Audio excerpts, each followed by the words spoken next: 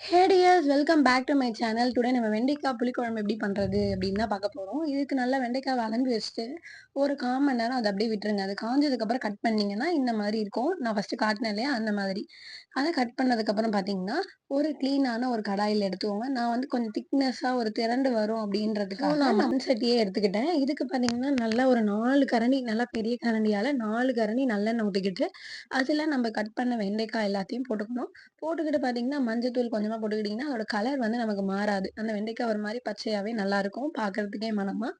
அதனால கொஞ்சமா மஞ்சள் பொடி போட்டுக்கிட்டேன். மஞ்சள் பொடி போட்டுட்டு நீங்க நல்லா வதக்கிக்கணும். வதக்குனீங்கன்னா ஒரு 5 மினிட்ஸ் வந்து அப்படியே விட்டுருங்க. 5 மினிட்ஸ் நீங்க எதுவுமே பண்ண வேணாம். நல்லா கலரி விட்டுக்கிட்டு மூடி வச்சாலும் ஓகே தான். இந்த ஸ்டேஜ்லயே உங்களுக்கு பார்த்தீங்கன்னா, நல்லா வெந்து வந்துரும். அதாவது ஒரு 40% ஆஃப் வெண்டைக்காய் இதுலயே வெந்திருக்கணும் அப்படின்ற மாரி பார்த்துக்கோங்க.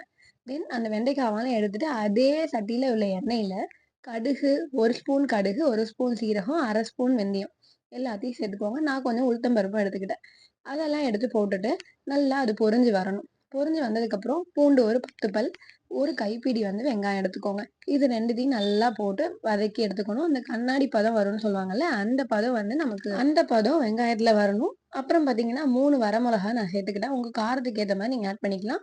2 கொத்து கருவேப்பிலைய நான் பிச்சு போட்டுக்கிட்டேன். நல்லா கொழுந்தா இருந்தது எனக்கு. அது இன்னுமே மணமா இருக்கும். இந்த மாரி சின்ன சின்ன விஷயத்தையும் நீங்க பார்த்து போட்டுக்கோங்க. அதுக்கப்புறம் 2 பெரிய சைஸ் தக்காளிய நல்லா அரைச்சு வச்சுக்கோங்க. தண்ணி விட்டோ, தண்ணி விடாமயோ. உங்களுக்கு தண்ணியா வேணும்னா தண்ணியா, திக்கா வேணும்னா திக்கா. எனக்கு கொஞ்சம் திக்கா வேணுங்கிறதுனால நான் வந்து 2 இத தண்ணியே சேர்க்காம தக்காளி அரைச்சு ஊத்திக்கிட்டேன். அப்புறம் பார்த்தீங்கன்னா, பொடியெல்லாம் தான் நமக்கு ரொம்ப முக்கியமான பங்கே. என்ன பார்த்தீங்கன்னா, 1/2 ஸ்பூன் அளவுக்கு மஞ்சள் பொடி, 1 ஸ்பூன் மல்லித்தூள், 2 ஸ்பூன் குழம்பு மிளகாய் தூள் சேர்த்துக்கோங்க. 2 ஸ்பூன் போட்டா போதும். அதுக்கப்புறம் நான் கலருக்காக கொஞ்சமா காஷ்மீரி சில்லி 1/2 ஸ்பூன் போட்டுக்கிட்டேன். அதுக்கப்புறம் இதெல்லாம் நல்லா வறுத்தீங்கன்னா, ரொம்ப வந்து தண்ணியே இல்லாத மாரி இருந்துச்சு. அதனால நான் கொஞ்சமா தண்ணி ஆட் பண்ணிக்கிட்டேன். எனக்கு கொஞ்சம் ரொம்ப திக்காவும் வேணாம், ரொம்ப தண்ணியாவும் வேணாம். ஸோ, நான் அதுக்கேத்த மாரி தண்ணி ஆட் பண்ணிக்கிட்டேன்.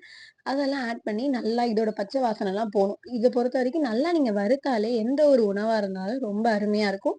நல்லா வறுத்துக்கோங்க. 5 நிமிஷம் நீங்க அத நல்லா பச்சை வாசனை போற அளவு வச்சுக்கிட்டு, அதுக்கப்புறம் பார்த்தீங்கன்னா, அதில இந்த வெண்டைக்காய் நம்ம 50% ஆஃப் வெண்டைக்காவ வந்து வேக வச்சிருந்தோம் இல்லையா? அந்த கலவையில இத ஆட் பண்ணிக்கோங்க. தென் இத அப்படியே மூடி வச்சுட்டீங்கன்னா அடி பிடிச்சிரும். இது வேகறதுக்கு தேவையான உப்பையும், புளிக்கரைசல் திக்கா கரைச்சுக்கோங்க. அந்த திக்கான புளி கரைசலையும் அதில ஊத்திக்கோங்க.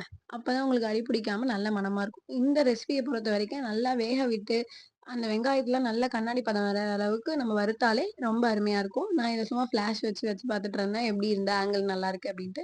ரொம்ப டேஸ்ட்டா இருந்தது. இத செஞ்சு முடிச்சோனே எங்க அப்பாவுக்கு வெண்டைக்காவே பிடிக்காது. அவங்களே வந்து சூப்பரா இருக்கு அப்படின்னு சொல்லி சாப்ட்டாங்க. ஸோ அந்த அளவுக்கு அருமையா இருக்கும். வெண்டைக்காய் பிடிக்காதவங்களும் இத சாப்பிடுவாங்க. தென் பார்த்தீங்கன்னா, குழந்தைங்க முதல் பெரியவங்க வரை எல்லாருமே இத சாப்பிடலாம். ஏன்னா வெண்டைக்காங்கிறது வந்து எவ்வளோ ஹெல்த்துங்கிறது உங்க எல்லாருக்குமே தெரியும்.